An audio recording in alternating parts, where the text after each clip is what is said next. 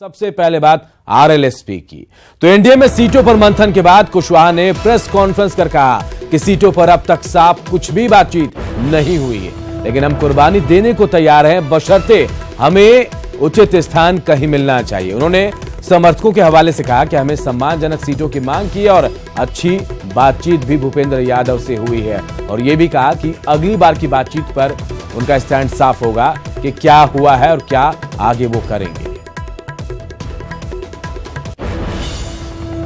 माफ कीजिएगा, आप सब लोगों को हम नहीं कर रहे हैं, लेकिन जिस चैनल ने भी आप सब लोगों के सामने हम उपस्थित हैं, सुबह से बहुत सारे मीडिया के रिप्रेजेंटेटिव हमारे साथ हैं, हम जहां गए हैं वहां भी थे, हम एक एक पल की खबर आप लोगों को है, फिर भी एक चैनल चला रहा है कि हम राष्ट्रपति भवन गए और इस्तीफा करने गए। अब क्या है ये? इन चीज़ों को कंट्रोल करना चाहिए। हम हाथ जोड़कर आप सब लोगों से भी प्रार्थना करते हैं कि इससे कहीं ना कहीं हम सब की साख गिरती है। भारतीय जनता पार्टी से मैसेज मुझको मिला कि आप आइए, हम दिल्ली से बाहर थे तब, कि आइए बातचीत करनी है। भूपेंद्र यादव जी ने फ़ोन किया था और हमारे ऑफिस में राष्ट्रीय अध्यक्ष अमित शाह जी के यहाँ से भी फ़ोन आया था कि मुलाकात चाहते हैं। तो मेरी व्यक्तिगत व्यवस्था थी, पार्टी का कार्यक्रम चल रहा है बिहार में, और ऐसा कार्यक्रम चल रहा था जिसको टालना मुश्किल सा था।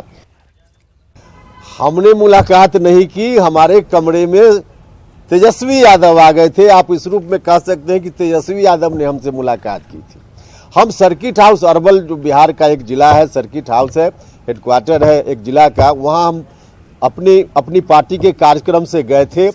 पहले से वहाँ तेजस्वी यादव जी भी आए हुए थे। हम अपने कमरा में थे, मीडिया के लोग भी थे, उनकी पार्टी के लोग थे, हमारी पार्टी के लोग थे। सैकड़ों लोगों की उपस्थिति में आए, बैठे, चाय पी उन्होंने और फिर वापस गए। जब किसी भी कहीं भी आप व्यक्तिगत भी कोई काम कीजिए, 3 आदमी का पार्टनरशिप है, तो लाभ और नुकसान दोनों में हिस्सेदारी, जिसका जो अनुपात है, जिसका जो शेयर है, तो दोनों में हिस्सेदारी। अब ऐसा कि सिर्फ नुकसान में हिस्सेदारी, लाभ में हिस्सेदारी नहीं, तो हम जरा जानना चाहते हैं। हमने कहा भी है कि हम तैयार हैं, हम कुर्बानी देने के लिए जो भी सेक्रीफाइस माननीय अमित शाह जी ने कहा है, हम उसके लिए तैयार हैं, लेकिन लाभ वाला कहाँ गया, हमको जरा यह बताया जाए। तो हालांकि अपना स्टैंड पूरी तरह से साफ नहीं किया है उपेंद्र कुशवाहा ने, लेकिन एक बड़ा सवाल बिहार को लेकर किया है। सवाल का जवाब भी हम लेते हैं। आनंद अमृतराज हमारे साथ जुड़े हुए हैं पटना से, और उनके साथ जेडीयू प्रवक्ता अजय आलोक है। आनंद, भले ही आज स्टैंड साफ नहीं हुआ होगा, लेकिन ये तो जरूर कह दिया कि बिहार में उनको हिस्सेदारी चाहिए। कहीं ना कहीं नया शिगुफा छेड़ दिया है उपेंद्र कुशवाहा ने। बिल्कुल बिल्कुल अनूप, अजय आलोक जी हमारे साथ हैं। आपके सहयोगी पार्टी ने कहा, राष्ट्रीय अध्यक्ष बीजेपी के, उन्होंने कहा कि हर एक पार्टियों को त्याग करना होगा।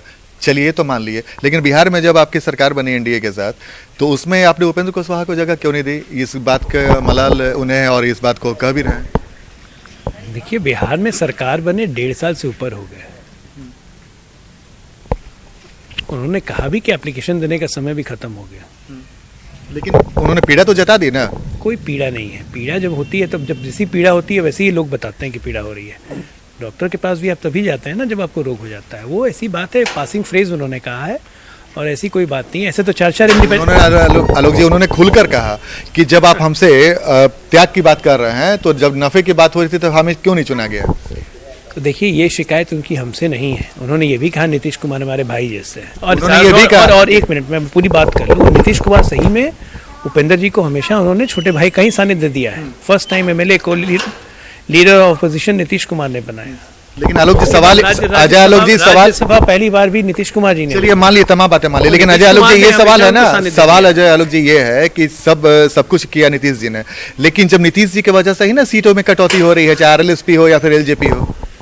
देखिए, सीटों की कटौती की बात नहीं है। जब गठबंधन का स्वरूप बनता है, तो बड़ा गठबंधन के स्वरूप में सभी को सीटें कम होती हैं। आपकी पार्टी 2 सीट से 17 सीट पे या फिर 16 सीट पे चली गई, और बाकी पार्टी जो विनिंग जो उनके पास कैंडिडेट हैं, उनसे भी सीट घटाया जा रहा है, ऐसी चर्चा हो रही है। सोच के अगर देखा जाए तो हमारी पार्टी, जो आप 17 कह रहे हैं, वो तो नंबर अभी तय नहीं हुआ है कि 17 है कि 18 है कि 16 है।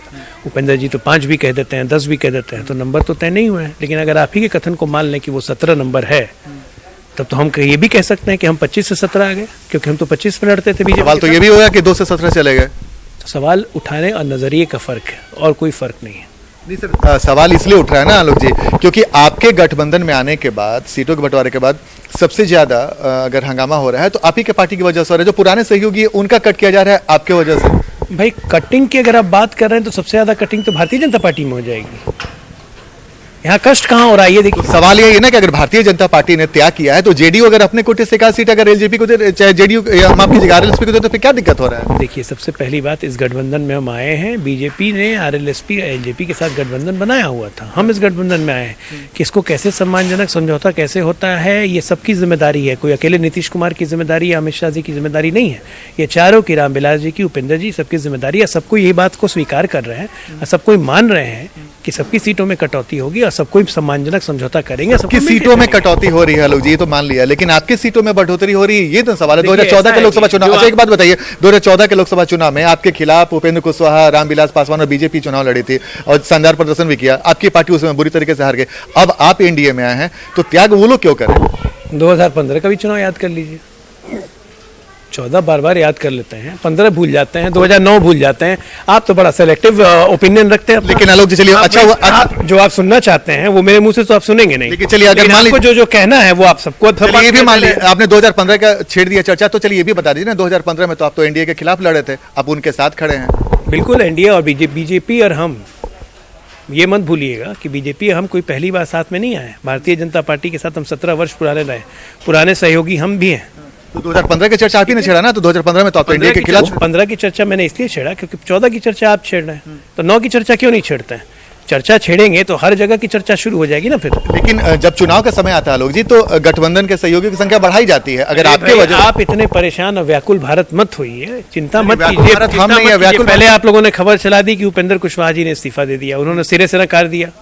अब 1-2 दिन में खुद ही घोषणा हो जाएगी कौन कितने सीट पे लड़ रहा है, काम खत्म है। नहीं, व्याकुल भारत की बात नहीं है, चर्चा तो इसलिए उठ रहा है ना क्योंकि आपकी वजह से तमाम तरह की बातें सामने आ रही है, आपकी पार्टी की वजह से आ रही है। कि आप खबर नहीं चलाएंगे तो आपको विज्ञापन कहां से मिलेगा? चलाते रहिए। नहीं, वो तो अलग बात है सर, हमें क्या मिले क्या नहीं मिले, लेकिन सवाल सीधा ये है ना कि जेडीयू की वजह से जो लगातार मामला फंसता जा रहा है और आपके एनडीए के सहयोगी नाराज, भले आप रामविलास पासवान कुलकर्णी, चिराग पासवान ने तो भी हल्का सा नाराजगी जता दिया, उपेंद्र कुशवाहा ने, आप तो इससे ज्यादा वो क्या बोलते हैं कि आप लाभ कर जब देने की बारी आई तो आप कन्नी काट गए।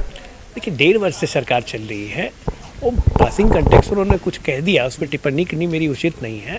सरकार को तो 4 इंडिपेंडेंट एमएलए भी सपोर्ट कर रहे हैं, क्या मंत्री बन गए? तो ये सब पासिंग कमेंट्स में लोग ये सब बात कहते हैं। कमेंट कैसे होगा सर? लोजपा के 3 विधायक आपने मंत्री बना दिए। आपकी इच्छा है, उस कमेंट को पकड़ के आप दिन भर उस पर कमेंट्री करते रहिए, मुझे उस पर टिप्पणी करने की। आलोक जी एक सवाल और बताइए, अब जब सीटों का बंटवारा जैसे कि चर्चा हो रही है, उपेंद्र कुशवाहा बोल रहे हैं, बीजेपी के नेता भी बोल रहे हैं कि कुछ दिन में हो जाएगा, क्या जेडीयू अपने तरफ से ऐसी कोशिश करेगी कि उपेंद्र कुशवाहा नाराज ना हो, बाहर नहीं चले जाए? भाई, हमारी कोशिश तो सबको साथ में लेके चलने की और एक मजबूत एनडीए बनाने की हमेशा से रही है। नीतीश जी ने हमेशा सबको सम्मान दिया है, सबको साथ लेके चलते आए हैं। आप ट्रैक रिकॉर्ड निकाल के देख लीजिए। तो 2 सीट की बात हो रही है, 3 सीट के बाद 1 सीट का मामला फंस रहा है, तो 1 सीट की वजह से अगर एक गठबंधन का सहयोगी चला जाए तो ये अच्छी बात है। देखिए, गठबंधन में रहना है या नहीं रहना है, मजबूती से रहना है, किसको रहना है नहीं रहना है, ये तय करने वाला ना तो जेडीयू है, ये तय करने वाला ना बीजेपी है, ना आरएलएसपी है, ना लोजपा है। सबको अपनी इच्छा, अपनी मर्जी से यहाँ पे है और खुशी खुशी है, ठीक है ना? कोई किसी को ये मानते हैं कि एनडीए में एकजुटता है? मानते हैं आप? बिल्कुल एकजुटता है, उसमें शक कहाँ है? तो जब एनडीए में एकजुटता है, तो जब सीटों के बंटवारा की बात हुई तो बीजेपी और जेडीयू के नेता एक साथ आ गए मंच पे, उन्होंने घोषणा कर दी, बाकी दोनों सहयोगी क्यों नहीं रखा? बिल्कुल, उन्होंने क्या कहा अमित शाह जी ने, नीतीश कुमार जी ने, कि हम लोग दोनों बराबर बराबर लड़ेंगे, सहयोगियों को भी सम्मानजनक सीटें देंगे। तो समय मंच पे सहयोगी एक साथ दोनों फिर क्यों नहीं है? चारों लोग क्या दिल्ली में होते हैं एक समय में? क्या बात बोला लोग जी, मतलब अगर इतनी बड़ी घोषणा होनी। कुशवाहा जी को बुलाया गया, 3 दिन तक उनका अपना कार्यक्रम था। देखिए, बड़ा मुश्किल होता है ये सब मिलजुल के सब काम निकाल लेना। इतनी जल्दी हो गया, इसके लिए आपको तारीफ करनी चाहिए। आप तो उसमें मीनिंग निकाल रहे हैं। जाइए काम कीजिए, अपना दिमाग महागठबंधन में लगाइए। नहीं आलोक जी, ये तो ठीक है, महागठबंधन में हम लगाएंगे, लेकिन सवाल अभी एनडीए का है। जाके महागठबंधन में दिमाग लगाइए। कांग्रेसी बूथ उछल रहे हैं, महागठबंधन इंतजार भी कर रहा है आरएलएसपी का ना, फड़फड़ा रहे हैं कांग्रेसी। आरएलएसपी भी चलिए, कांग्रेसी और फड़फड़ाने लगे। आरएलएसपी महागठबंधन तो इंतजार कर रहा है। से पूछिए, मांझी जी भी 20 सीट मांग रहे हैं। अरे हम लोग का हो गया, निश्चिंत हो जाइए। एनडीए में सब ठीक ठाक मजबूत, हम लोग का तो हो गया। महागठबंधन नजर गड़ाए हुए उपेंद्र कुशवाहा पे, एक गलती से आपके पाले से उधर जा सकते हैं। अब टीआरपी बढ़ाना है, महागठबंधन में जाइए, यहाँ नहीं चलेगा। एक तो अनूप, अजय आलोक हैं, भले जो भी तर्क दे, लेकिन इतना तो तय है कि कई ऐसे सवाल हैं जिसका जवाब वो देने से बचने की कोशिश कर रहे हैं और दूसरे तरह का जवाब दे रहे हैं। लेकिन इतना तो तय है, हमने कोशिश की तमाम सवाल का जवाब लेने की, जितना भी हो सका हमने लिया। लेकिन एक बात तो साफ है, जेडीयू के आने के बाद आरएलएसपी की तलखी बढ़ी और उपेंद्र कुशवाहा के इससे अगर प्रेस कॉन्फ्रेंस को अगर आप गौर से देखें, लेकिन आनंद, कहीं ना कहीं ये दो टूक है उपेंद्र कुशवाहा के लिए, जो अजय आलोक ने कहा कि शायद जो मांग रहे हैं वो उन्हें नहीं मिलेगा। चलिए, बहुत बहुत शुक्रिया आपका आनंद हमसे जुड़ने के लिए। और चलिए अब सुनाते हैं नीतीश कुमार के लिए उपेंद्र कुशवाहा ने क्या कुछ कहा है। नीतीश कुमार जी मेरे बड़े भाई की तरह है, अब उसमें खुश रहने नाराज होने जैसा क्या। नीतीश कुमार जी मेरे बड़े भाई की तरह है, बिल्कुल।